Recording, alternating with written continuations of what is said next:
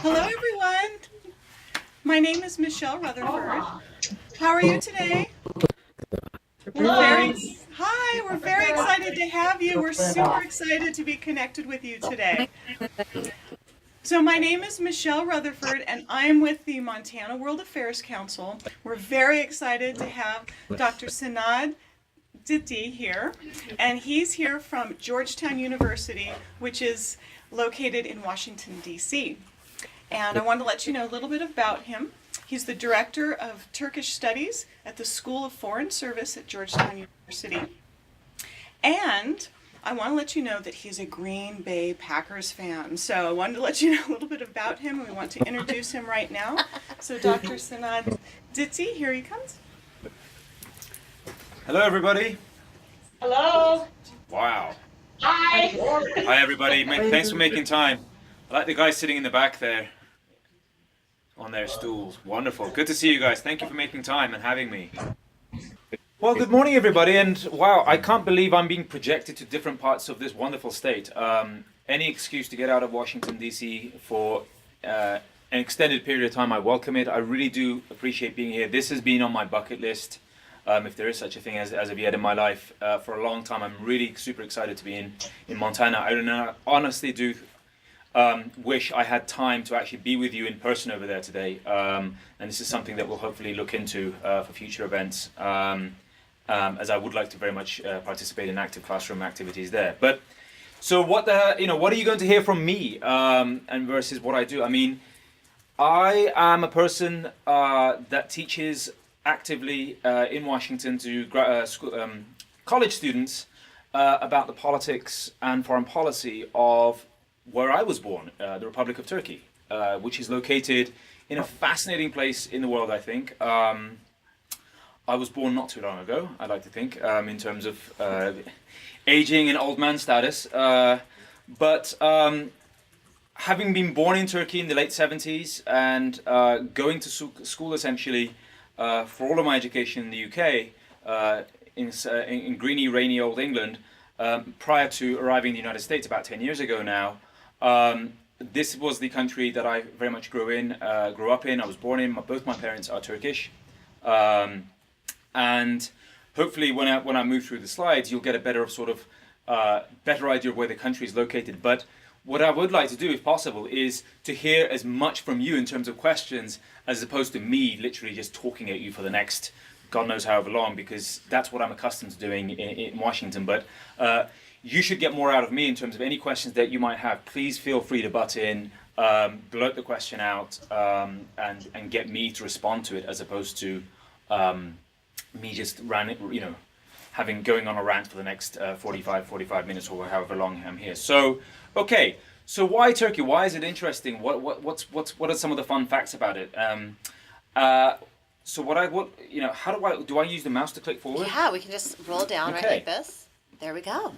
All right, I think I'm going to be the weatherman now. This is awesome. And throughout the central plains of Asia Minor, we're going to see storm showers moving across. Wow, this is how they do it. Okay, so here you go. This is the Republic of Turkey, and I've got some fun facts about this. I was born right up here in Istanbul, which is Turkey's largest city. And as you can see, it encompasses quite an interesting area of three different... It is exposed to two very interesting seas, closed seas, all of which open up into the wonderful Mediterranean down here. And Istanbul really very much straddles the continent of Europe on this side. This is Europe to the left, physical landmass of Europe. And on this very side, on the other side, it encompasses the landscape of Asia. And so one of the things that we traditionally like to say about Turkey, it is literally a bridge between the East and West. And you can cross over in your vehicle, in your car, across two giant bridges, or three giant bridges now, from Europe to Asia. And when you do drive across, there are signs saying welcome to Europe or welcome to Asia, depending on which side of the city you live in. And it's quite funny because a lot of people, I think, say, well, I live on one continent and I go to work in another continent. So typically, people will go to work in the European side of Istanbul and then go home to live on the Asian side. As you can see, Turkey has a lot of different cities. Ankara here is the capital of the country. It's located in the central plateau of the country. And just to give you an idea of size, Turkey is about the size of the state of Texas. It's quite large in that respect. And it's basically, as I'll touch on in a minute, it occupies quite a strategic piece of real estate, like what we like to call it. And I'll touch upon that a little later. But here's some fun facts. If I just step up there and so you can see it. This is awesome. I wish I had this in my classroom. Okay, population of Turkey. Fun fact, about 75 million citizens of Turkey. And as you can see, with the breakdown of that is 70 to 75% Turkish, like I am. This is me. This is what a Turk looks like. 15 to 20% of Turkey's population is known to be Kurdish. And they are more, traditionally, the Kurdish population of Turkey is located in the southeastern parts of the country, near the major water river systems here, the Tigris and the Euphrates. But yes, there is a province in Turkey called Batman. Really is called Batman. It's actually a Kurdish word. And they named it that. Anyway, Diyarbakir is the capital of the Kurdish provinces of Turkey, if you want to call it that. But the 15 to 20% of Turkey's Kurdish populations are traditionally located here. Okay, and there are some other. You have 5 to 10% other non-Kurdish Turkish individuals, different nationalities throughout the country. In terms of religion, Turkey is approximately 99% Muslim, and then you have some other minority religions that actively live in Turkey. The largest one of which is the Jewish minority. Jews in Turkey have existed since the 14th century. When they were exiled out of Spain in the 15th century by the Spanish monarch, the Ottoman Empire, that we'll touch upon in a second, invited Jewish populations to come to Turkey at that time. So at its peak, we had over 500,000 Jewish Turks who grew up and were raised in Turkey. Most of those chose to go to the modern state of Israel after it was established, based on a calling. They decided to take up residence in the state of Israel. But we still have a considerable number of modern-day Jews in Turkey. They have Jewish names, but they are Turkish citizens, and they speak Turkish. Okay. Turkey's government, you can look at these. I mean, there's some more fun facts. Turkey's a parliamentary system. We have a president right now and a parliament that's composed of representatives from across the country. Turkey is a democratic country, which means basically the country is ruled by an elected parliament, and we go to the polls once every 4 years to choose our parliament, and once every 5 years to choose our president. Suffrage, or people who can vote, it's universal, and the age of voting is 18. Turkey was also one of the first countries to grant, in the world actually, women the right to vote back in 1934. Which was way ahead of countries like Switzerland, which only gave the right to women to vote in 1972. And as you can see, there's some fun facts. I mean, Turkey is the world's 17th largest economy, with a GDP of $1.22 trillion, and somewhere approaching $15,000 per capita in terms of income. I'm curious, Yes. because you've just given all these students quite a bit of information. That's a lot, yes. I would love for them, I suspect you may have heard a few things about Turkey. So I'd like you to turn to a neighbor right now, and I'd like you to take the next 2 minutes to just turn and talk about things that you know about Turkey, things you've heard about Turkey, and then we'll hear from a few of you. So go ahead, turn to your neighbor, and tell each other, what do you know about Turkey? Hello. Go ahead, Max. Hi there. Go ahead. What do we have to do? Just introduce yourself and tell them a little bit about us, and then maybe what you knew about Turkey. This is Hayes Lodgepole High School. We're located. I don't know if you realize that this is Skype with 5 or 6 other schools around the state. They'll be able to see us. Someone will be able to introduce us as Park High School. Okay. Hold on just a second. Mr. Shannon, will you mute your microphone while Hayes Lodgepole introduces us or themselves? Excuse us. Thanks. Okay, go ahead, Hayes Lodgepole. Say I'm Max. Hello. Hi there. Can you hear us okay? We Yes. can, yes. Yeah. Go ahead. All right. Max is our representative. This is Maxine Plainfeather. Go ahead. Hi, Maxine. Tell them where Hayes is located. We're located 80 miles Northeast. northeast of Haver. And we're on the Fort Belknap Indian Reservation. Incredible. What did you know about Turkey? What I know about Turkey was that there was a lot of wars going on, I guess, and like refugee, like, I don't know, people are like, what is it? They're debating about it, I guess, whether we should allow them to come here. I don't know, that's all I heard. That's an excellent point. Yeah, that's quite a lot of exposure to what's actually going on in Turkey. I mean, Turkey, as you can see, this is an older map. We could just go back to the previous one. I got it. You just click away from it. Oh, away from it? Yeah, there you go. And then Oh, if you good. just roll backwards, we'll go. Okay. Whoop, we'll go up. There it goes. One more back. Sorry, yeah. There you go. If you look at this map again, what you're seeing right on Turkey's border here, you can see Syria, right? Syria occupies approximately 600 miles from west to east across Turkey's southern border. And that obviously presents Turkey in a very, very dangerous position in the world. Simply because, as you may or may not know, Syria is in a state of a civil war right now, with infiltration by the Islamic State. And there is active combat operations going on in Syria right now to rid the Islamic State and actually end their presence in Syria. And as a result of this conflict, millions of people, millions, I'm not exaggerating, have been forced into exile because they're afraid for their lives. The Syrian conflict, unfortunately, has resulted in the death of over 500,000 of its own citizens. They're getting bombed, they're getting shelled, unfortunately. And as a result of that, any person who could flee, get out with their families, to not be a part of this conflict, has basically done several things. One of the first things that they did in the last 2-3 years is obviously try and get into Turkey. And Turkey right now, as you can see, this landmass is quite big. Turkey is home to 3 million or just over 3 million Syrian refugees.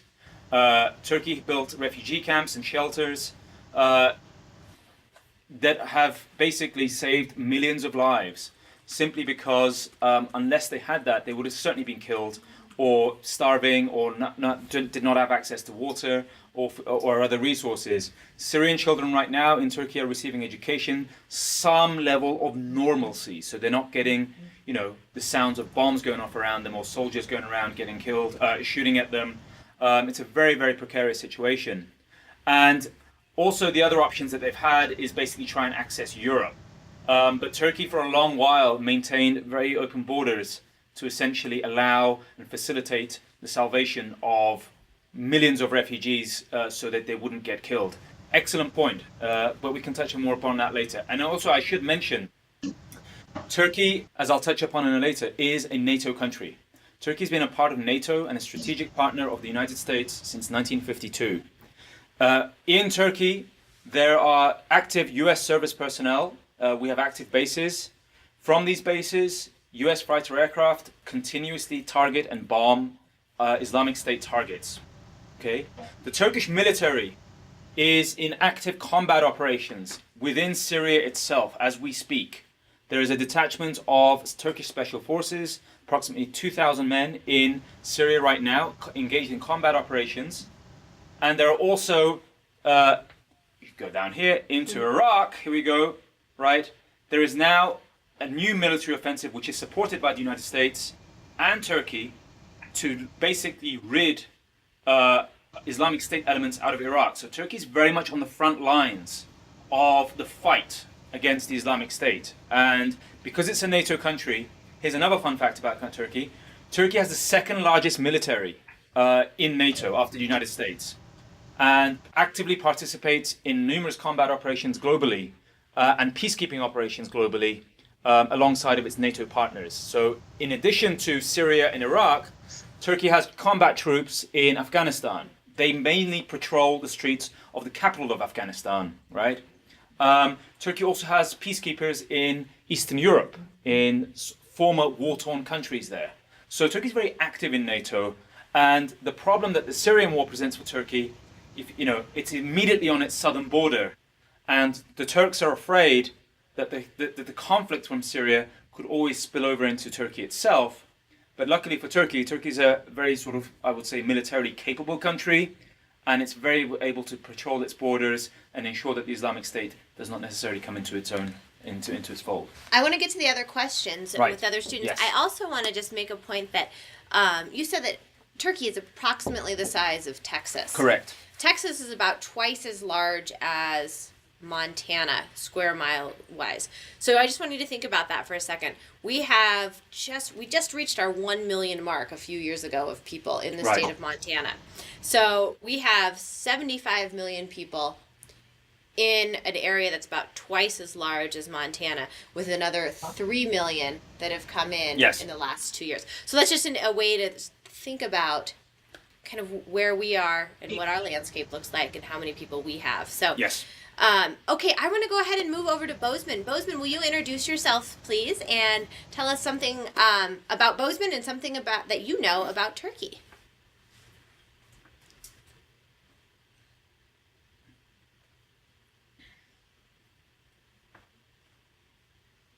Maybe Bozeman, I think you're muted. We know we got here a little late, so we're a little behind the ball. Evan, you wanna say anything? You know? You could also ask a question about Turkey if you haven't had a moment to think about what you already know.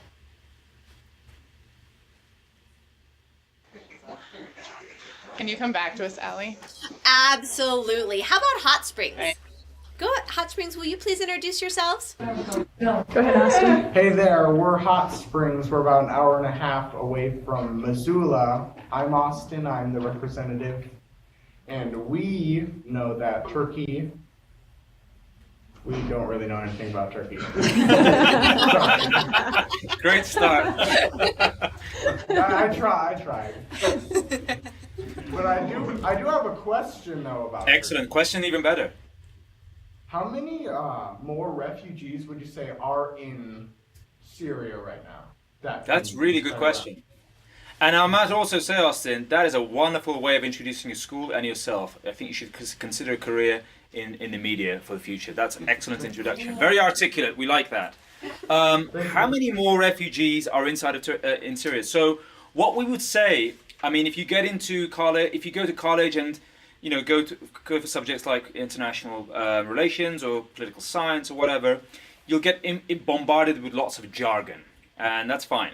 So people inside of the country who cannot flee outside of the country, we call them internally displaced. And what refugees are basically individuals who exit out of their borders in fear of their life. Otherwise, if they stay, they're going to get killed. But people who are unable, for a variety of reasons, that have to basically leave cities and towns in fear of their life, we call them internally displaced people. Wonderful piece of jargon, which is actually quite self-explanatory, and some other times you're going to hear other jargon which is not. In Syria, we estimate 60% of the population, if not more, is internally displaced. It's catastrophic.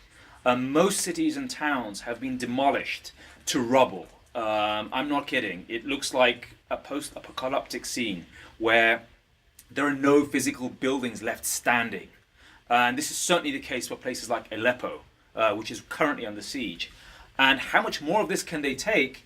I don't think much. I mean, if you watch some media reports and you see, children and mothers who do not know where to go because they can't get out, it's very, very distressing. But over half the population has been displaced, and over 500,000 individuals have been killed in this conflict. Most of them I would consider innocent bystanding civilians. But good question.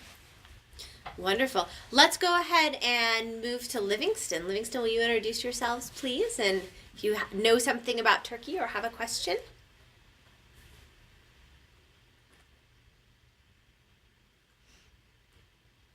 Are they muted also? Yep, Livingston, I think you're muted. You'll have to unmute yourselves.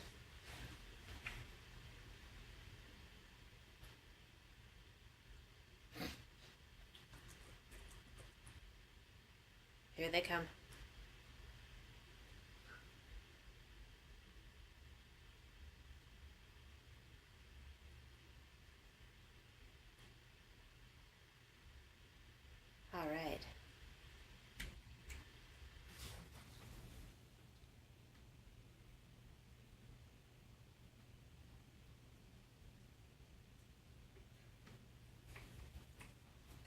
All right. While you're working on the technology, I'm going to pop over to Bozeman. Bozeman, I'm going to put you back on this. Oh, they're back. Never mind. We live like 2 hours away.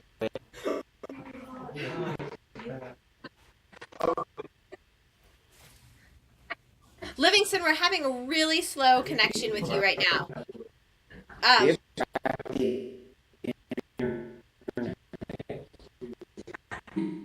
what I would like to do, I'm wondering, Mrs. Lendy, is it possible for you to have a computer where that you could send me an email with the questions from Livingston? We're having a really hard time hearing, I think, with the speed. We're connected wirelessly. We couldn't connect in a wired way, so that makes sense. So let's use email to connect with you, and then let's go to Bozeman, please, to introduce yourselves. And then if you guys go ahead and send me something. Hi, we're in Southwest Montana, so we're surrounded by mountains. internet. Go ahead, Can you Bozeman. hear me? We can hear you. Yes, Okay. go ahead. So we're in so we're in Southwest Montana. We're surrounded by mountains all around us. We're growing constantly. Most of our class doesn't know a lot about Turkey or anything, frankly. So basically, I'm just wondering what's your economic standards right now, and like where are you job-wise? Like, what is your main way of making money and getting resources? That's a really good question. Thank you, Rosamund. So if we just go back, I'll go back again. That's forward. All right. So that's a really good question. How do Turks make money? How do they make a living? So Turks are pretty affluent. If you look down here, right, to the bottom right of the screen here, below currency, and that's the symbol for the Turkish currency. It's a T with a little couple of hooks on it. I mean, it says the economy, world's 17th largest, $1.2 trillion economy. So what does that mean? Well, that means the Turkish economy is about 1/15 of the size of the US economy. The US economy is approximately $20 trillion, okay? And that's because the United States is massive. It has a big population, over 300 million. It's very innovative, endowed with lots of natural resources. Turkey also is a very interesting country. Most of its population, the average age in Turkey is 35. We are a very young population. And as you can see, the breakdown of how Turks make their money, agriculture is about 9%, industry is about 27%, services, and what does that mean? Anything from restaurant businesses to hotels to banking to internet, account for about 64% of the country's economy. And you've got the growth rate down there, which was very high in 2011. It's about 3% now. But, you know, Turks are in a variety of businesses. If you're in sort of the broad swath of inner Turkey like this is very farming intensive. So you might imagine this as like the equivalent of the Midwest in America, right? The breadbasket of the country. Turkey has just about all natural resources, and you can just about grow anything in Turkey. The only natural resource that we do not have is fossil fuels. Turkey does not have any oil to speak of. It has some amount of coal, and it is dependent entirely on external sources to supply it with natural gas and oil. And we know all about that simply because it's expensive if you when you depend on other countries for your natural resources. But you know, most Turks live in cities. Most Turks have jobs comparable to what you might sort of see here. So everybody, you know, the majority of Turkey is are involved in professional careers, whether it's anything from being school teachers to people who work in factories to basically people who are pilots or I don't know, professors. I don't even know. I mean, I'm in education so long, I can't even remember what people do outside for in terms of real work. But Turkey's pretty. I mean, one of our biggest sectors, for example, is car manufacturing. Turkey manufactures a lot of vehicles, and there are lots of big U.S. subsidiaries in Turkey that build vehicles. So, for example, Ford Motor Company or General Motors or other European manufacturers such as Fiat have plants in Turkey. Honda, Toyota, right? Turkey builds these cars and essentially exports them to overseas, as opposed to sells them at home for domestic consumption. So, and I'll tell you another fun fact about Turks. In terms of social media usage, Turks by capita, so per usage in terms of individuals per capita, Turks are the second highest users of Facebook in the entire world, if you can believe that. So Turks are very innovative and social media intensive. So Turkey is a very high leveraged and high geared in high tech in that level. So that's also very interesting to note. Good question. Okay. I think we have introduced all of our schools, so I'm going to go ahead and let you continue with your presentation. Let's move down here. Do you want me to do it? I got it. There we go. So this is where Turkey essentially comes from. I mean, if you look at this, what this shows you is Turkey right now. The map I showed you before shows you modern Turkey, what it looks like now. Okay. But prior to 1923, right, the Turks were essentially an empire, a colonial oppressor, if you want to call them that. Most of our regional countries do. And this is where we existed. This is where Turkey is on the world map. And some of you should be familiar with the geographical boundaries of this. And you're seeing two shades here, essentially. And if you look at the bottom of the screen, it says the extent around 1683.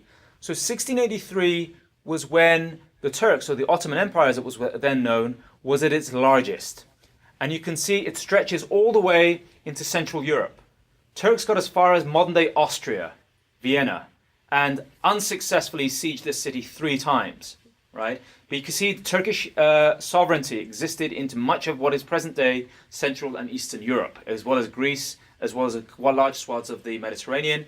But also, look at this, all the way into North Africa, right? Turkey basically, or the Ottoman Empire, was very much in power and ruled large swaths of North Africa, including modern-day Egypt. If you look at the Holy Lands, the Ottoman Empire basically controlled what is the present-day Jordan, Lebanon, Israel, Palestine, whatever you want to call it, right? All the way into modern-day Yemen. Turkish sovereignty existed all the way down here, okay? And also into large swaths of Syria and Baghdad. So what you're looking at is until 1918, right? Until 1918, the modern map of the world around this region was very much in which the Turks were very, very active, okay? And after 1918, Turkey was on the losing side of World War I, and as a result, lost all of its former territory. Syria, Iraq, okay, and the Levant as we know it, which encapsulates Jordan, Lebanon, Israel, and all the way down to the Adriatic, the Red Sea. So Turkey and Turks have been active in this part of the world for a considerable amount of time. And as a result of that, once they lost all this territory, right, in 1918, you have the formation of present-day states. The state of Syria, the state of modern Iraq, okay? Iran's been around for a long time, okay? And then Saudi Arabia, Yemen as individual states that we recognize as today, right? But these states were created by the former colonial powers of the time, mainly the United Kingdom, the British Empire, who the Ottomans lost to, and as well as modern-day France, and to a lesser extent, Italy, okay? And as a result of that, Turks essentially, took a backseat to what was going on. And a lot of this instability that surrounds this part of the world right now, right, where Turkey was once very active, or the Ottoman Empire was very active in, a lot of the instability that comes out of here is because after the Ottomans lost this territory and the new colonial powers moved in, the United Kingdom, France and Italy, they drew new boundaries, right? And boundary drawing and creation of new states based on their own material interests for their own benefit, unfortunately has unleashed a considerable amount of conflict in the ensuing decades. So the present day, obviously, is a reflection of that. The Syrian people, as with the people of Egypt, as with the people of Libya here, right? One of the things that they have really risen up against in the last 5 to 6 years, right, is they've had enough of their own domestic rulers. And a lot of these domestic rulers were authoritarian, tyrannical leaders, right? And they've been in power for a considerable number of decades. And the reason why they've been in power is because once these states were created by the colonial powers of the United Kingdom or France or Italy, what you're looking at is the establishment of authoritarian regimes which have run these countries for decades. And in the last 6 years, the people, for a variety of reasons, have risen up and said enough is enough. And unfortunately, whilst a lot of other countries, such as Egypt in this case, that rose up, have simmered down and are relatively stable, right? The case of Syria is very tragic because the regime is very strong and it's able to basically last out and wait out the civilian insurrection, right? So and unfortunately, we are watching that unfold on a daily basis. I'd love to see if we have any questions. I know, Hot Springs, that you have to leave a little bit earlier. So can we start with you? Yes. Yeah. I got a question. We've got a student with a question. Fantastic. Excellent. So I think it's a bit off topic, but like how many more refugees are in Turkey? Can Turkey accept? That's not off topic. That's a really good question. And that is a big unknown, right? So it's a really good question because when Turkey originally opened its borders, right, to refugees about 3 years ago, it was based on the assumption, right, that the Syrian regime, which is run by President Bashar al-Assad, would collapse. Why? Because they assumed that when they watched what happened in Egypt, when they watched what happened in Tripoli, and also up here in Tunisia, right? They assumed that because all these dictators around the region fell very relatively quickly in a matter of months, they assumed that the Assad regime would fall relatively quickly too because the insurrection by the population was so high. Now, as a result of that, Turkey opened its gates temporarily, opened its border crossings, and allowed in distressed individuals because the Turks did not want to see women, children, and vulnerable people who were not prone to the conflict get killed. And what has happened since then, essentially, is unlike the other regimes that I just discussed, the Syrian regime has not collapsed. The conflict has just become more and more intense, and more people have fled because the conflict doesn't stop. There are bombs dropping on people on a daily basis around them, every single day, every single hour. But Turkey, unfortunately, like anyone else, 3 million refugees is a lot of influx. It puts a considerable amount of financial strain on Turkey's national resources. To date, Turkey has spent approximately $15 billion of its own income to finance its refugee guests, right? That's in terms of foodstuffs, that's in terms of accommodation, it's in terms of... I'm sorry, Hot Springs. Oh, there's the bell. That was a bell, wow. How many more can we take in? Currently the border is closed because Turkey says, I cannot physically take any more, okay? But even braver countries, there are countries such as Lebanon and Jordan, which are probably the size of the state of Delaware or even, Rhode Island. 60% of their populations are refugees, right? Either Syrian or Palestinian refugees inside their own state. So yes, Turkey's doing a lot, but we should also recognize there are countries in the region which are also doing a considerable amount of helping out people in distress. Unfortunately, what you're looking at is countries in Western Europe who are more economically endowed and well endowed, based on their own popular citizenry decision and pressure, they are not really contributing a considerable amount of monies or opening their borders for refugee flows voluntarily because they believe there's going to be a massive influx of people. But it's a good question. Yeah, let's move over to Hayes Lodgepole. Do you have any questions? Well, I don't know about questions. I think we have a lot of questions, but I was just making a connection between having borders decided for you after World War I versus having borders decided for you as far as reservation system in the United States. Wow. So there are some interesting connections to be made. That is very interesting. I've never thought of it like that, and you have to excuse my ignorance. I honestly do not have the broadest exposure or understanding of how reservations were created in the United States. I've been here for about 9 years or 10 years, and I've visited reservations in states like in Arizona, Nevada, and also now presently in Montana. But that's a fascinating way to look at this. Borders being drawn for you. Yes, that's very, in the case of modern day Syria, in the case of modern day Iraq, okay, these borders were drawn by colonial powers, basically who sat at a table, much like the tables you're sitting at there in the various schools there, right? And basically you have statesmen saying, okay, how are we going to divvy this up? Who's going to get what? And you might very well ask yourself the question, which I think is a reasonable question, why do they get to decide, when the UK is up here, France is here, and Italy's here? Why do these peoples or their governments get a say in what borders are formed here? And the reason why they were able to do that is because the British and the French were militarily dominant, and they had vital interests in drawing borders that would suit their own needs.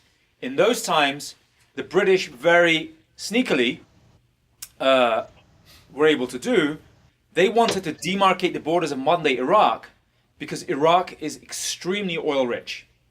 So these borders were largely drawn on the basis of how the colonial powers were able to agree upon who got what and who they could appoint as trustworthy leaders of the individual countries. So the British very much backed the Saud tribe in what is presently Saudi Arabia, the Kingdom of Saudi Arabia, right? The British at that time also backed the King of Iraq. They created a monarchy essentially that was loyal and respectful of British imperial interests, okay? And that's what we refer to as imperial legacy. And unfortunately, whilst the imperial powers were able to siphon off and withdraw a considerable amount of natural resources, mainly in the form of oil, right? The local populations, unfortunately, remained extremely impoverished, undereducated, lack of exposure and access to everyday resources such as clean water. All right, Bozeman, let's see. Do you have any questions right now after all of this information? Yeah, so I was just curious as to the state of Turkey's democracy following the recent coup d'etat. That's a really good question. Thank you very much. That's a very good question. That's well followed, incidentally. Thank you for that. Yes, Turkey, my wonderful land that I was born in. Just 3 months ago, on July 15th of this year, Turkey's armed forces, like I said, the second largest military in NATO, approximately 1.3 million soldiers in Turkey's military. Rogue factions within the Turkish armed forces tried to mount a coup d'etat, which means the military tried to essentially take over power in Turkey and displace and subvent the democratically elected government of Turkey. Why did they try and do that? They believe that Turkey's current president is essentially leading the country into chaos in the conflicts within Syria and the Middle East. And also they believe that he is very much interested in transforming Turkey into his own, basically, his own fiefdom, if you want to sort of use that word. But essentially, this coup attempt failed for a variety of reasons, mainly because it was poorly organized, not enough soldiers were involved, and essentially the coup failed. Now, what does this mean for Turkey's democracy? It makes it much, much more fragile. You know, when you have countries, the South American countries, in the last 30, 40 years, as with Turkey, experienced numerous coup attempts. And a lot of these coup attempts were successful. And once you have a successful or unsuccessful coup, democratic governance structures really suffer. In the case of Turkey, what's happening now is Mr. Erdogan, who's president of Turkey, is not only engaging in bringing to account all those who are responsible in the military to take him down and subvert the democratic process, but he's also using it as an opportunity to get rid of political dissenters, critics, opponents of his government. So what you see is a considerable number of journalists, scholars, academics, teachers, members of Turkey's judicial community who, for one reason or another, do not like, or who are not essentially friends or political allies of Mr. Erdogan, are being removed. Why? Because Erdogan, as president, has an unprecedented opportunity, because of the failed coup, to engage in a massive witch hunt to get rid of both those who tried to overthrow him, but also use it as an opportunity to get rid of political opponents. So unfortunately, what I would say is Turkey's democratic standards in the last 3 months have started to erode quite considerably. Excellent question. Wow. We have a question here in Hayes Lodgepole. Yes, from go Isaiah. ahead. Go ahead. My question is, who are the original inhabitants of Turkey before the Ottoman Empire and the Romans? Wow, that is a fantastic question. I wish I had a bigger map for that. Right. So the modern day Turks as we know it, right? My people, right? There is no such thing as an ethnic Turk. It doesn't exist. We are not a race of people. We are extremely interracial, right? And the reason for that is what we consider to be modern day Turks such as myself, right?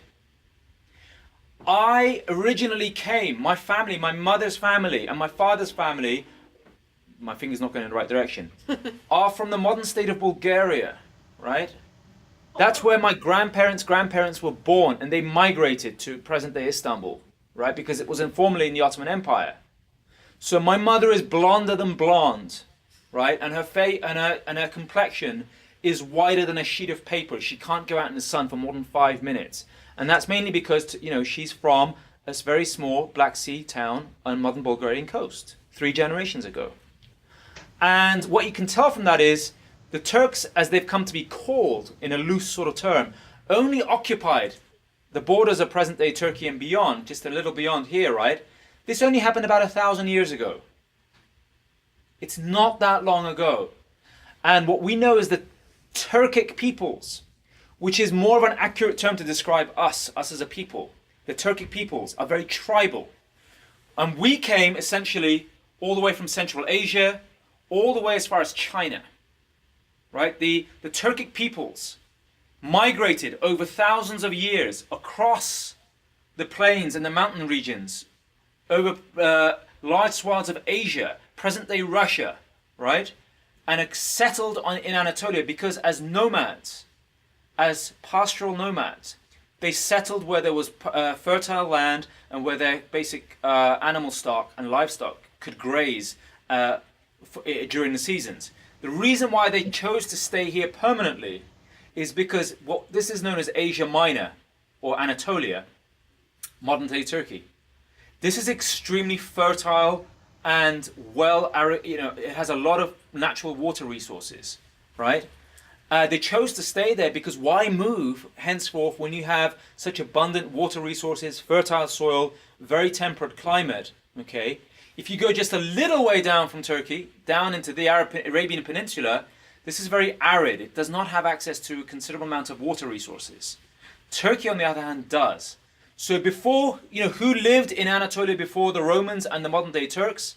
Mostly present day or ancient Greeks, okay? This is the land of Homer. So if you read stories like Homer's Odyssey or the Iliad or a lot of Greek mythology, right? This is all set around here. Another fun fact for you guys. Father Christmas was actually a real figure, St. Nicholas. St. Nicholas was born and lived his entire life on present-day modern-day Turkey's Mediterranean coast. You can visit his original church in southern Turkey. And it has a lot of present-day security around it, right? Because St. Nicholas is a target, or the Church of St. Nicholas is a target for Islamic State militants because they do not like symbolism of Christianity. So if you go to Turkey, Turkey is very, very full of Greek Orthodox churches, Catholic churches, and before the present-day Turks and Romans, this part of the world was considerably occupied by the ancient Greeks. And you can see temples, you can see theaters, you can see large swath of settlements. And there are constantly archaeologists and excavators going around Turkey. But the Turks, as a people that we know of, are a migratory people, right? If you go up to this part of the world, modern-day Azerbaijan, there are countries like Turkmenistan, Kazakhstan, right?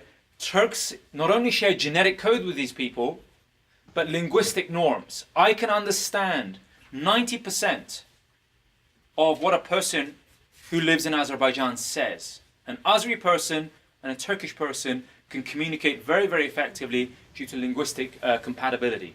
Okay, so interesting question. Yeah, fascinating. My goodness. We have about 10 minutes left before, and so I really do want to turn it over to the students at this point to see what other questions you have. And those can be questions about Turkey. It could also be questions about me. About you, yeah, Oh, exactly. So let's see. Hayes Lodgepole, do you have any other ones off the top of your head right now? Oh, wait, are we on? You're on, yes. Go for it. Isaiah's process, just a second. What is Okay. the United Nations doing to help Syrian refugees? Did you say what are the United Nations are doing to help the Syrian refugees? Mm-hmm. That's a great question.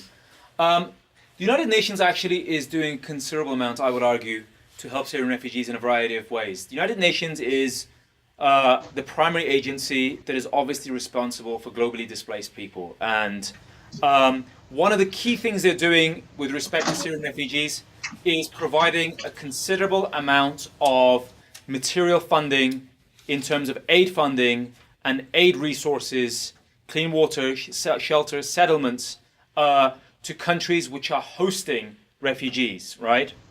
One thing you have to understand about the United Nations is it's headquartered in New York City. So if you ever go to New York, you can see the United Nations building. It's on the east side of Manhattan. It's a ginormous building. One thing to note about the United Nations, what it does on a global scale, it does with the leanest of budgets. Now I'm going to give you a figure, which you're going to think is a lot of money, right? But the entire budget of the United Nations is $20 billion, right? And $20 billion comes to the United Nations from every single member country that belongs to the UN, right? There are only, as far as I know, 2 countries which are not members of the UN. And we don't need to discuss that. But what you're looking at is that you give as a country a portion of your national income to the UN in order to carry out its mandate. So the bigger your economy, the more you have to give to it. So the US is the biggest contributor to the UN budget, right? And you may think $20 billion is a lot of money, but given the fact that the UN is involved in peacekeeping operations, refugee operations, election monitoring, and humanitarian aid across the globe, right? It does an impossible task with very, very little resources. Okay, and if it wasn't for the UN, I think countries such as Lebanon, Jordan, in this part of the world, who are doing a considerable amount to host refugees, they would not be able to do as much if it wasn't for United Nations presence on the ground itself. So an excellent question. Wonderful. Bozeman, let's turn to you for a few questions. So in 2015, the 100th anniversary of the genocide happened. The Turkish government has long denied the cause and actual accountability of being the prime motivator for the Armenian genocide. I just want to know, what is your stance on the Armenian genocide? That's a very good question. You're right. Thank you for bringing that up. And here's our modern-day Armenia that borders eastern Turkey here. I say that's actually not accurate borders. I mean, that's from the Ottoman Empire times, right? And as you can see, present-day Armenia, as well as parts of... oh, there we are. There's modern-day Armenia. Excellent. Here we go. There it is. That's what it looks like today. Borders Turkey on its eastern border there. And here's Mount Ararat, which is a national symbol for the Armenians, obviously. And in the conflict that ensued during World War I, one of the most tragic outcomes of this conflict in this part of the world, the Ottoman military at the time took a very unprecedented decision in conflict with the Armenians to basically eradicate the entire race, because they were seen as a threat when the Ottomans were fighting on this front here, as well as engaged in conflict with colonial British powers and the French powers in the Arabian Peninsula. And conflict also broke out between the Ottomans and the Armenians on this side. So whilst the Ottomans were locked in conflict here on the southern fronts, as well as on the western front here, the decision was unfortunately taken by the Ottoman Empire to end this quickly, if I can put it in very blunt terms, to basically get rid of what they perceived to be an Armenian threat, which resulted in the death of probably over 1.5 million people. My stance on it is, it's tragic, it's unforgivable, and the Ottoman government basically never came to terms with this. The modern Republic of Turkey, the government of Turkey, has unfortunately not been very helpful either in sort of coming to terms and reconciling with this, because for one essential reason, it's politics. If in Turkey you as a government or as a parliament, take a stance whereby you say, yes, the genocide happened, that's the end of your political government, that's the end of your career, you're never going to do it again. And unfortunately, historical events such as this have fallen prey to active politics. I gave an example last night, and that's the example I used, and it's not a good example, but nevertheless, it might serve as one, okay? Because it trivializes it, and I don't want to do that. But from an American perspective, I said last night at the talk I gave here downtown, if you are seeking to win the primary nomination in the state of Iowa, you have to go up on stage and accept that the federal government continues to give a considerable amount of subsidies to ethanol growers or corn growers in Iowa, which then produces ethanol, right? Without the federal subsidies, ethanol could not be produced from cornfields in Iowa, which means that Iowans or Iowa farmers, unless you go up on that stage at the primaries and say, I support the ethanol federal subsidies, you're not likely to get the support of Iowa during the primary season, or indeed the support of Iowans at the presidential election. What I'm saying is, once issues become politicized in that manner, politicians think first of their political careers, and secondly on the issues. And this, unfortunately, is a great tragedy, which should be handled in a much more responsible manner, but it has not been. Good question. I got a question. Okay, go for it. Go ahead, Max. Well, we know that there are Syrians, refugees in Missoula. Is that why you're in Missoula? No, absolutely not. No, I was made aware that there are Syrian refugees, or the proposal to have Syrian refugees in Missoula. No, I was basically in contact with the World Affairs Council here with the primary purpose of talking about Turkey's own role, okay, in the fight or in the struggle against the Islamic State. What is Turkey's role as a NATO country, as an ally and partner of the United States? What role does it play in basically helping to end the threat posed by the Islamic State? And this is something that very much attracts the attention of policymakers and government officials back in Washington, but also it's of interest to residents of Missoula. So that's, I think, the primary reason, but nothing to do with the proposal to house refugees in Missoula here. Good question. Just as a side note, Missoula does have some refugees that have recently settled in Missoula, but they're Congolese refugees. Oh yes, I heard about that too. Yes. Yes. Okay, you guys. Oh, go ahead. We're just about to time. Just as an aside, we've made some connections here between tribal issues and the issues that have happened in Asia Minor. In the Turkish area. So we'd like to extend an invitation to the professor to come and visit us. I would love to. You're more than welcome. We can put you up and feed you, and perfect. We can learn from each other. That would be awesome. I mean, this is one of the things we talked about. I mean, as I tried to say in the beginning of the presentation too, I wish that I was there in person, because being in a classroom in physicality and having the opportunity to engage you and talk with you and exchange ideas with you and your students is invaluable. It's certainly an eye-opener for me and a learning experience for me, and I hope it would be the same for your students. So this is something that we sort of have had a very brief conversation about, and I would very much be interested and would love the opportunity to obviously come and visit you and your school in person when the time is appropriate. Thank you. Bring your And the food would be amazing too, thank you. Being fed is always a pleasure. Yeah, it's a great experience. Thank you, Kathleen. We appreciate it. Thank you for the students. You're the only school left on the screen now. Yes, you guys were awesome. Thank you. You guys were awesome. Excellent. Well, thank you. I hope I see you in person. Yes, absolutely. Thank you so much for being with us. No, you're kidding me. Thank you, guys. This is fantastic. Go Pack. All right, we'll see you later. Thank you very much. Bye-bye.